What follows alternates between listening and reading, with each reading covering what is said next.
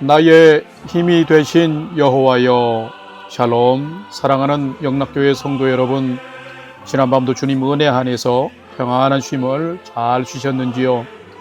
오늘은 2024년 7월 2일 화요일 아침입니다. 벌써 올해의 절반이 지나가고 후반기가 시작되는 첫 주간입니다. 삶의 푯대가 있는 자는 그 삶의 과정을 충실하게 살면 분명 후회가 적은 인생을 살 수 있습니다. 주님을 사랑하고 말씀에 순종하면 올해의 후반기도 복된 인생이 될 줄 믿습니다.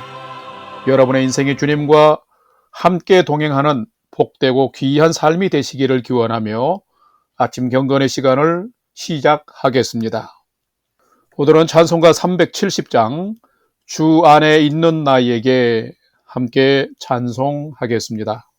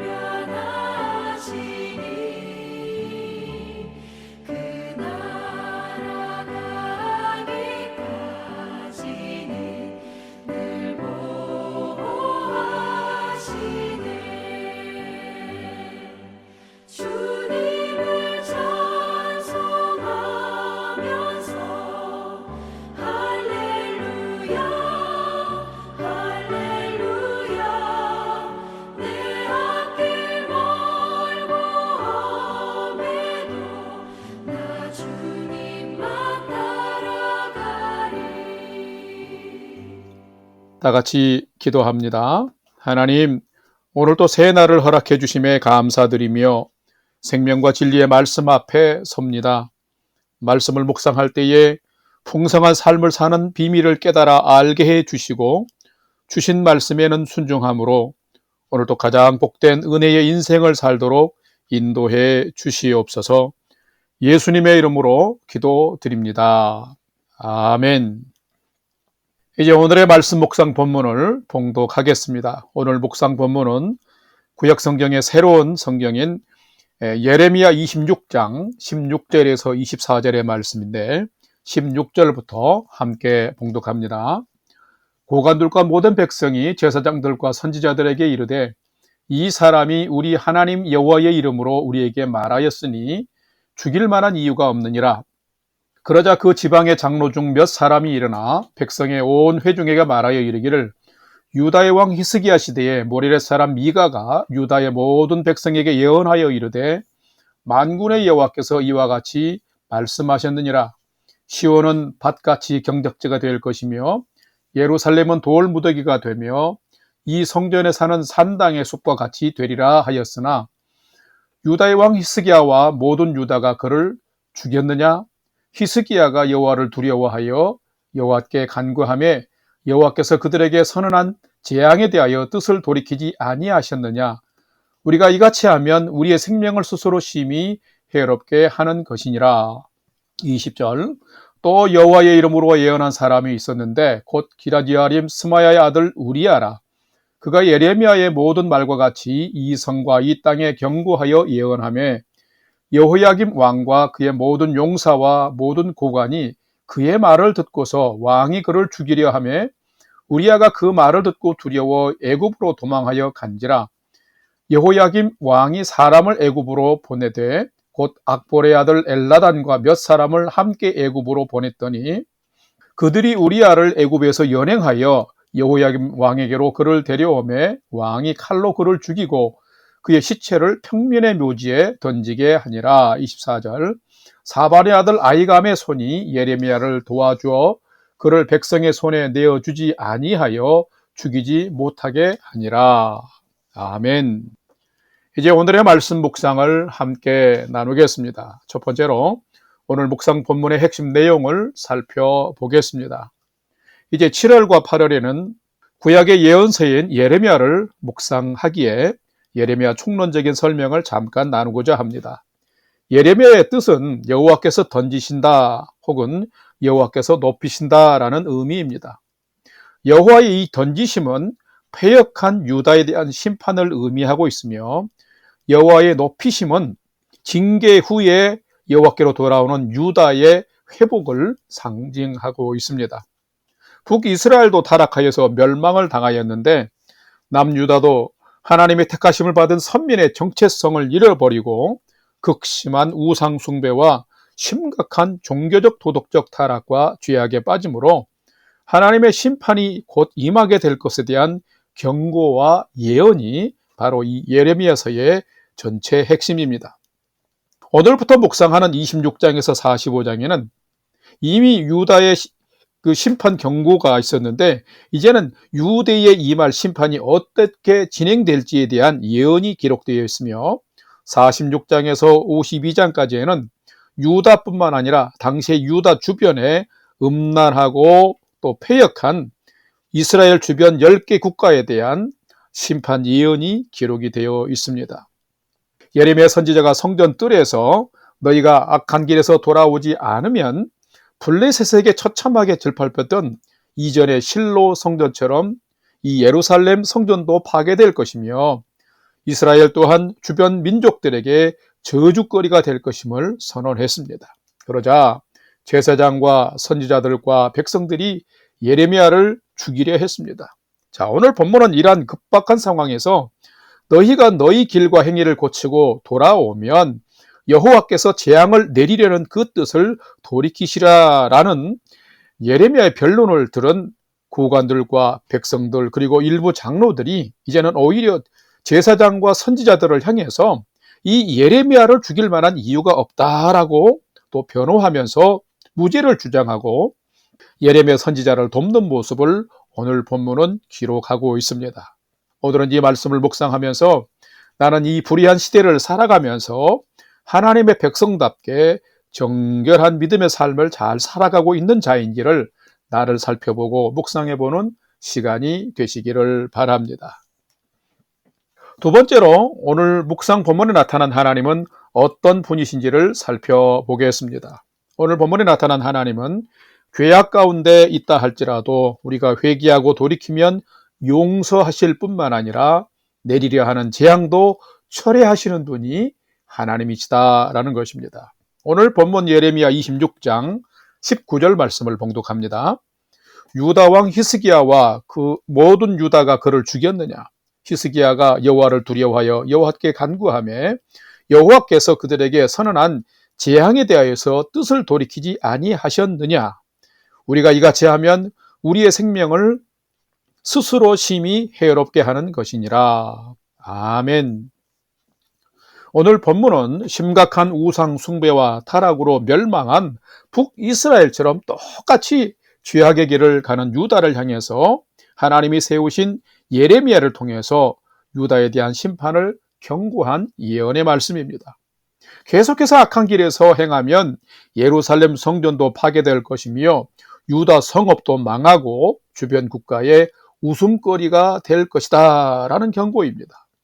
히스기야 왕 때의 미가 선지자도 유다가 회개치 않으면 예루살렘은 돌무더기가 되고 시온은 밭 경작지가 될 것이라고 예언했는데, 또한 여호야김 왕 때에는 우리야 선지자도 악행을 해가는 이 성과 이 땅의 파멸에 대해서 예언했음을 몇 명의 장로들이 거론하면서 지금 우리가 하나님께로 돌이키는 삶을 살아야 된다라고 선언하는 참 선지자 이 예레미야를 처벌하는 것은 우리의 생명을 스스로 심히 해롭게 하는 것이라고 적극 변호하는 부분들이 오늘 본문에 기록이 되어 있습니다. 자, 그렇다면 성도 여러분, 하나님은 왜 이렇게 선지자들을 태워서 죄에 대한 심판을 경고하실까요? 하나님은 정말로 죄악을 미워하시는 분이시기 때문입니다. 인간이 하나님을 멀리하며 자신의 죄악으로 행하면 자신도 악해지고 세상도 악해져서 결국은 죄악으로 모두가 파멸하고 말기 때문입니다. 그렇게 하나님은 부패하고 타락하여 죄악에 빠진 자들에게는 하나님의 사람 곧 선지자와 예언자들을 보내어서 그들의 죄악의 삶을 경고하면서 돌이킬 것을 명령하고 선언하시는 것입니다. 성도 여러분, 혹여 오늘을 살아가면서도 성경을 읽다가 혹은 묵상을 하다가 혹은 주의 종들을 통해서 주시는 설교의 메시지를 통해서 하나님이 내 속사람에게 책망하거나 경고하는 메시지가 있다면 여러분도 그 말씀과 메시지를 통해서 하나님을 향해서 돌이키는 삶을 반드시 살아야 합니다. 왜냐하면 그것이 하나님의 뜻이기 때문입니다. 왜냐하면 그렇게 사는 것이 또한 여러분이 주 안에서 바르고 행복한 삶을 사는 비결이기 때문입니다. 성도 여러분, 오늘은 하나님은 죄악 가운데 있다 할지라도 우리가 회개하고 돌이키면 용서해 주실 뿐만 아니라 재앙도 처리하시는 분인 것을 우리가 알고서 오늘도 죄악의 길에서 돌이키며 바른 생명의 길로 돌아오며 삶을 회복하는 삶을 살아갈 뿐만 아니라 망하지 아니하는 복된 삶을 회복하는 아름다운 인생을 살아가는 여러분의 삶이 되시기를 주님의 이름으로 간절히 축원합니다. 세 번째로 오늘 묵상 말씀이 나에게 주시는 교훈과 메시지를 살펴보겠습니다. 오늘 나에게 주시는, 우리에게 주시는 교훈과 메시지는 참된 성도는 변질되어가는 세상에 좁지만 생명과 진리의 편에 서서 살아가는 자가 참된 성도다라는 것입니다. 오늘 본문 예레미야 26장 24절 말씀을 봉독합니다. 사반의 아들 아히감의 손이 예레미야를 도와주어 그를 백성의 손에 내어주지 아니하여 죽이지 못하게 하니라. 아멘. 우리가 사회생활을 하다 보면 종종 듣는 말이 있습니다. 사람은 출세하려면 줄을 잘 서야 한다라는 말입니다. 물론 이 말 가운데 좋은 면도 있습니다만 부정적인 면으로 본다면 성공과 출세를 하려면 진리를 잘 못하더라도 눈 감아주고 그런 편에 서야 한다라고 하는 부정적인 의미도 때로는 있습니다. 정말 그럴까요? 아닙니다. 때론 인간이 비의도적인 실수를 할 때에는 우리가 품고 기다려줄 수는 있겠지만 의도적으로 계획적으로 범죄자의 삶을 살아가는 편에 서서는 안 되는 것입니다. 예레미야 선지자는 죄로 찌들어 있는 예루살렘에 임할 재앙과 심판을 선포하다가 지금 거짓 선지자로 몰려서 지금 죽을 위기에 닥쳐 있습니다. 그럴 때 예레미야가 변론을 했습니다. 만일 우리가 돌이키면 하나님이 재앙의 뜻을 돌이키기 위해서 하나님이 나로 하여금 여러분에게 이렇게 말하게 했다라는 변론을 듣고서 예레미야를 체포했던 사람들 중에 마음이 부패하고 목이 곧은 제사장과 선지자들은 예레미야를 계속 죽이려고 했지만은 정의의 편에 서 있던 고관들과 백성들은 여호와의 이름으로 말한 예레미야를 죽일 만한 이유가 없다고 막아서서 변론을 하게 되었으며 몇몇 장로들도 예레미야를 처단하는 것은 우리가 스스로 우리 생명을 심히 해롭게 하는 것이라면서 과거 히스기야 왕 때의 일을 회고하면서 예레미야 편에 서서 변론하는 것을 볼 수 있습니다. 여러분, 어려운 시대적 상황 속에서 이렇게 결단하고 행동하는 것은 쉽지 않은 결단입니다. 방금 본문을 보게 되면 사반의 아들 아히감도 예레미야를 죽이려는 자들의 손에 예레미야가 넘겨지지 않도록 적극 도왔다고 기록하고 있습니다.